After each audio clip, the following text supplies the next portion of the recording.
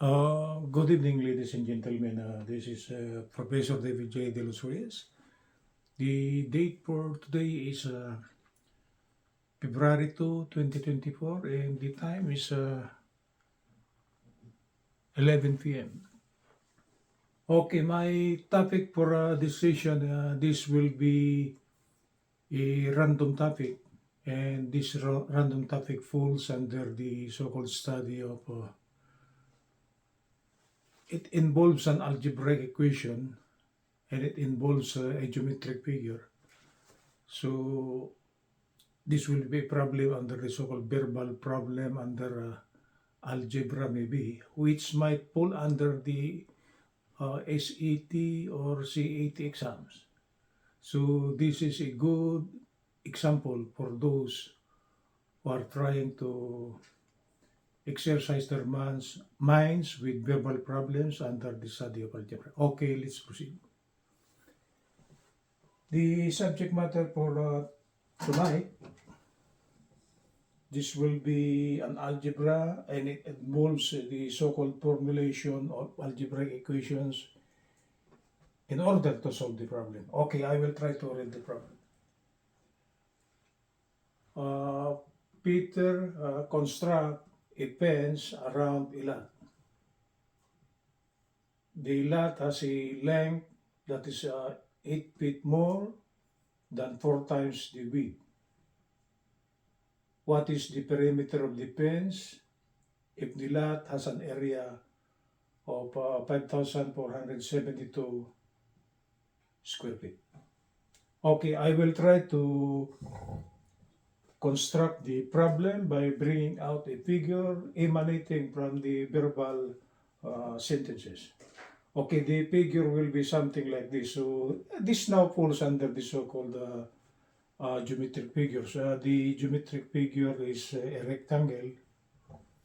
So in here we are given a lot. It's rectangular.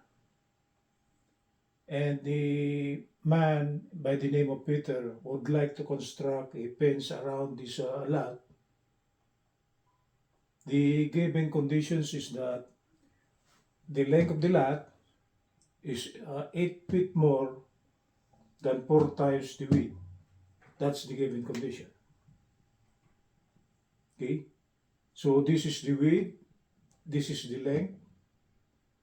And according to the given condition, the length is 8 feet more than 4 times the width. The problem is asking what will be the perimeter of the fence. If Peter would like to construct a fence around the, what they call this, around the lot, which is rectangular, he needed this length here, plus this length here, and this. And this is actually represented by this equation here. Okay? The problem is asking for the perimeter, the total length of the fence needed. It is just a linear length with the given condition. The given condition is that the area of the lot is 5472 square feet. Okay? So the problem is asking what will be the perimeter of the fence needed to fence surrounding the lot. So what is being asked is actually capital letter P. So in here, if we try to bring out the solution, perimeter is designated by capital letter P, length is designated by capital letter L, and width is designated by capital letter W. So to compute for the perimeter, we must have to compute for the length and width. Okay? With the given condition, if the area is 5472 square feet. Okay, let's try to bring out the solution systematically. Solution. To bring out the solution, okay, we passed by algebra already, trigonometry, and some other higher mathematics, but this just falls under algebra. So this is an easy one. We must have to bring out the formulas needed. And for rectangular geometric figures, the area for any rectangular area will be the product of the length times width. The other formula that is needed is in the computation of the perimeter. Perimeter is the total length of the fence needed around. So it will be twice the length plus twice the width. So it is actually represented by this one. So with the formulas needed, we now know it already. We must have to bring out the so-called relation of the unknowns. The relation needed is that the given condition is that the length is 8 feet more than 4 times the width. This is the actually relation needed. It was given by the condition that the length of the lot is 8 feet more than 4 times the width. So with the formulas needed given, we now know it already. We now know the relation needed. We are given the area to be 5472 square feet. And I think we are now ready to formulate the equation on how to compute for W or length and width before we could compute for the perimeter. Because there are 3 unknowns over here. So to compute for the perimeter, we must have to compute first for the length and the width. To go back to this equation here, to compute for the perimeter. To formulate the equation, we'll use the formula, the first formula. For any rectangular object, am I still on camera? Area is actually the product of length times width. Okay? We are given the area, 5472 square feet. So, area will be 5472 by following this equation here. Should be equal to the product of length times width. For the meantime, we do not know the length, we do not know the width. So computing for length in terms of the width, length now will be 5472 over W or the width. We call this equation number 1. Okay. Next one. We know that the given condition of the problem is that the length is 8 feet more than 4 times the width. So actually, this is our equation number 2. We are given 2 equations involving length and width, so solving simultaneously. Then we will be using the solution by using substitution. We will replace this length as a function of width. Okay, so from equation number 1, we could represent this length here as 5472 over W. And this should be equal to 8 plus 4W. Okay, so this is actually over 1. So if we try to cross multiply this, 8 times W will be, 8 times W will be 8W, and W times 4W will be 4W squared. 5472 times 1 is on the left hand side, we transpose 8, so this will now be minus 5472, and this should be equal to 0. I think all the terms are divisible by 4, so if we try to multiply this by 1/4,